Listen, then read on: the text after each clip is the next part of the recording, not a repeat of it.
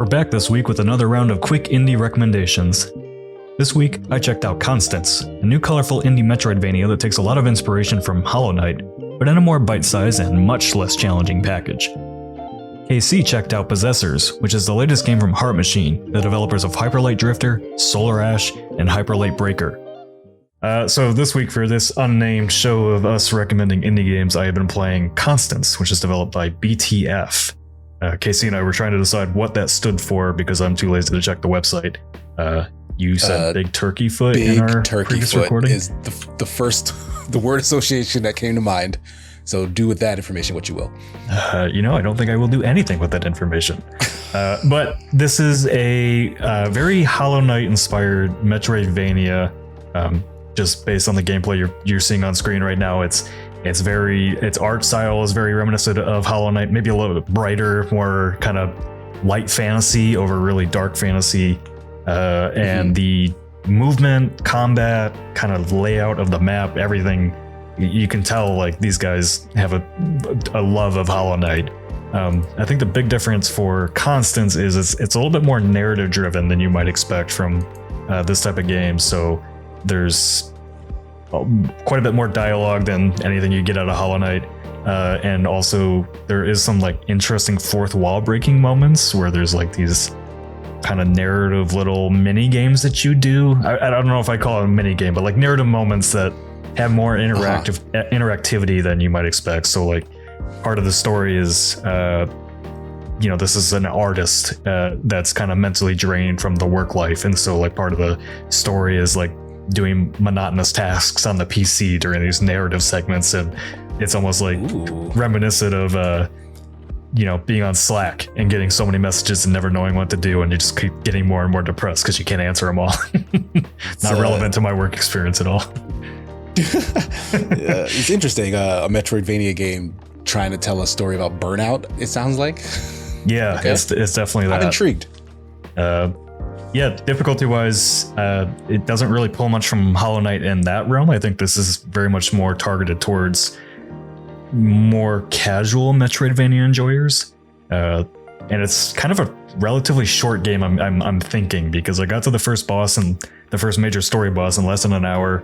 And I quit the game and came back and it said I was already like 16% through. And then now I'm at the second major story boss to get like the tier that you need to get. And I'm already 25% through. So I think it's going to be a pretty brief experience, but I've been having a good time with it so far. Yeah, Hollow Knight, the Hollow Knight series, I should say, will spoil Metroidvania players into thinking that these can be super long experiences. They tend not to be anywhere near as long as a Hollow Knight or a Hollow Knight Silksong. Mm-hmm. But they might also fool you in that they'll tell you, hey, collect these 3-4 things, and then after that there's another 3-4 things. So I don't know. I'd be interested to know actually how meaty the game is, because it could be giving you like a red herring.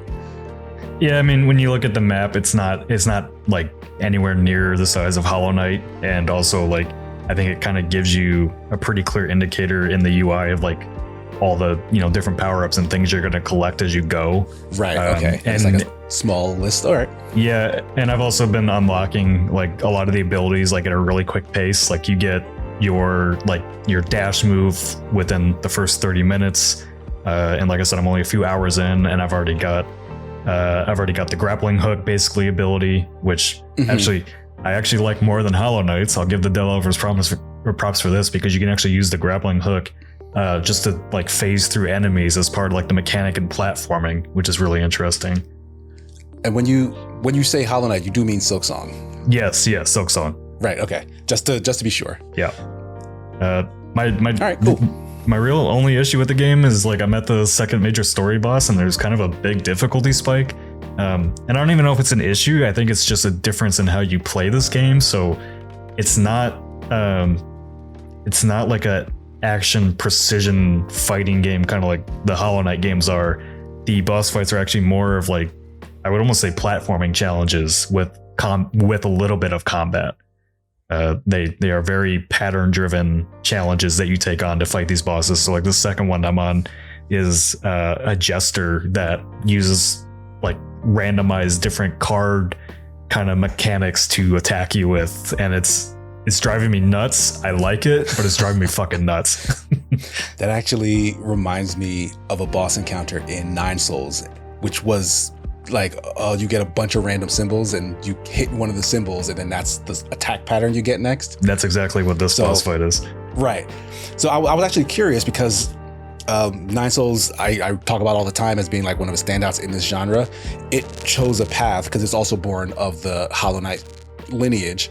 It chose a path that was more centered on the combat versus the platforming. Like there is platforming in it, but it's very much combat focused. Does Constance pick one of these lanes, or is it kind of in the middle? Like, is it more platforming, more actiony combat, or is it somewhere in between? No, it's pretty in between. It's got a pretty good balance of it. I think like if you've played the Hollow Knight games at all, like the flow feels very similar to that. Gotcha. Okay. And it's just not anywhere near as hard. And that can be refreshing. Like baby's first. Yeah, it kind of feels like baby's first Hollow Knight a little bit, which is okay. Even though the boss fights do give you a good step up and challenge. No, that's good. Calling it baby's first in comparison to anything Hollow Knight related, though, doesn't feel fair, because those ramp up difficulty to a very different degree. So listen, I jumped into Metroidvanias just like I jumped into Souls games, like doing Sekiro, one of the early ones, or Bloodborne, which is apparently one of the harder ones. So like I have no gauge of where I'm supposed to be in this genre. But overall, I'd recommend it. Like I'm having a good time with it, and I think if you just want a short Metroidvania experience that doesn't overstay its welcome, this feels like it's going to hit that pretty well. Possessors is a stylish, narrative-heavy Metroidvania with fluid combat and solid platforming. Its striking character and enemy designs combine modern aesthetics with colorful supernatural twists that pull you deeper into its entrancing world. So for me, to stick on this Metroidvania train, I played a new recent release called Possessors. It's from Heart Machine, the same folks who did Hyperlight Drifter and Hyperlight Breaker, which, if you've heard in the news, the studio was suffering from some layoffs. But this game did release sometime after that. And honestly, the thing that drew me to it was its art. Like just right from the cover, like there's a very striking, very like visual novel-esque art style. These sort of like demonic characters with like big glowing horns, but like really anime-esque faces and like cool trendy clothing and whatnot. So like that, it drew my attention. And I'm happy to say that the art of the game itself matches that vibe. Really good looking, flashy movements and visuals.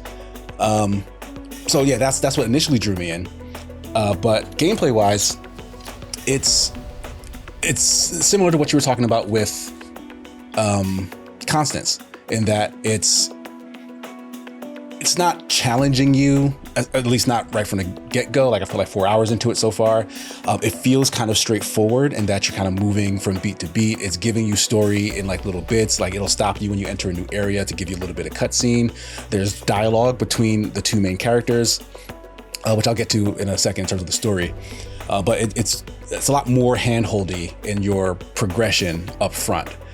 Even though you can, branch off into different areas of the map, you get new abilities at a pretty quick pace, even though this map does to me seem like it is quite large. Like they do the thing where, you got to get these 4 things, and then they'll show you in like a big dark void way away from where you are now in the distance, like where that thing is. It's like, how am I going to get all the way over there? So it does feel really big from the beginning, but I don't feel lost. Like I never felt lost at all since playing a game, and I've put about 4 hours into it so far.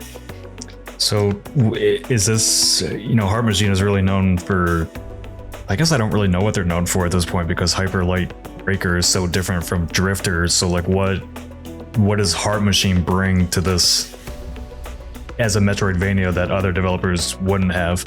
That's a good question. And I don't know that I know the answer to that either, because the previous games, I don't believe were in this genre or didn't borrow from this genre a ton. Yeah. But the thing that does seem to be their sort of style is their focus on art. Like the look, like the visuals, and this does nail that. Like it's a very distinctive look to this world. And to get into the world a little bit, the story is essentially like this corporate-owned city has a major catastrophe, like a giant explosion happens in it, and apparently that explosion was a portal of demon worlds opening up. That's and so never tons of people are before in killed. games. Right. Of course not. So tons of people are killed. The main character loses their legs and watches their best friend die in front of them. And so while crawling to try to get away from danger, they find a demon who is also injured, and they make a deal to kind of combine in order to save each other's lives and to advance one another's goals. But of course, it's a human and a demon. There's beef from the get-go for reasons that you learn as the story's going. And so this uneasy allyship is a tense relationship that I'm actually very interested in. Like, I really, really like the dialogue between the two of the characters. And you're slowly learning the backstories of both of them because they share a mind. So like one will be seeing the other's memories and then like commenting on it, and then they'll get like offended or whatever. So it's a real fun way to introduce two characters at once and to play off of that butting heads dynamic. Because I'm sure eventually they'll, learn to like each other or have some sort of respect for each other. But that journey and how it gets told can make or break a story like that. And so far, I'm really invested in this one. Like, I want to know how things advance for the two characters. So you would say this is more of a narrative-driven Metroidvania over being like a really tough precision action one. For sure. And me personally, I'm a glutton for that sort of precision and stuff. But I wouldn't call this easy. But it's definitely not on the level of like these sort of top tier, Hollow Knights and Nine Souls, and even Bow Path of the Teal Lotus, which are very, very difficult. But just like I was asking you with Constance, this also chooses, to me, a path in between of it's a nice middle ground of platforming stuff and combat stuff, but neither one of them are like super engaging in terms of challenge. So you can kind of run through the stages, and it becomes vibes based in that it's not pushing back a ton. Like, you're kind of just advancing the whole way through. But the thing that does hook you and keep you engaged is that back and forth with the characters and wanting to push forward and know what's going on in the world and between the two of them. So I am having a good time.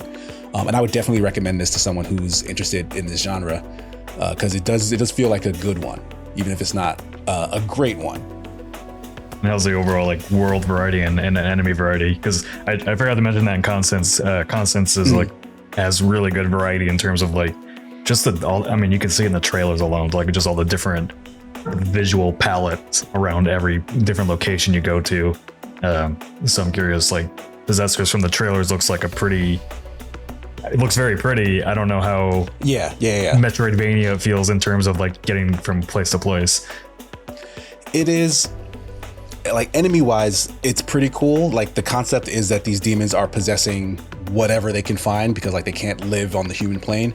So not only people, but they'll possess like potted plants or globes in like a classroom, or like, so the enemies can be whatever, and they'll have like weird eyes and like weird malformations. So whenever you come across new versions of those, it's always neat to see how they look and how they like attack you, because stuff floats around, stuff can be really big and huge and like take up a bunch of space. But the boss enemies I've come across, they've been like real standouts in terms of design, because again, like the way the characters themselves look, the characters and the demons that have like faces and outfits or whatever, they look really cool. Like, someone really put their foot in it in terms of just drawing a cool ass design. One of the characters I fought was a possessed baseball player. So like his attacks were baseball based. Like, he would throw baseballs into the air that would then come down in different sections, and he would like swing the bat at you with like cool particle effects or whatever. So like, just a baseball themed boss fight is just really fun by itself. And like, there's more stuff like that as you get deeper into it. So it's really cool. Like, it's fun to just keep pushing to see what they'll do next. So yeah, those are my thoughts overall. And honestly, yeah, if you're into this genre, this is a great pick. It's not super difficult, but I absolutely recommend it. Constance is available now on Steam for $19.99, and Possessors is available on Steam, PS5, and Xbox for $17.99. Thanks for giving us a lot of helpful feedback on the first episode of this new test series. We hope you enjoyed this one, and check back next week for another round of indie recommendations.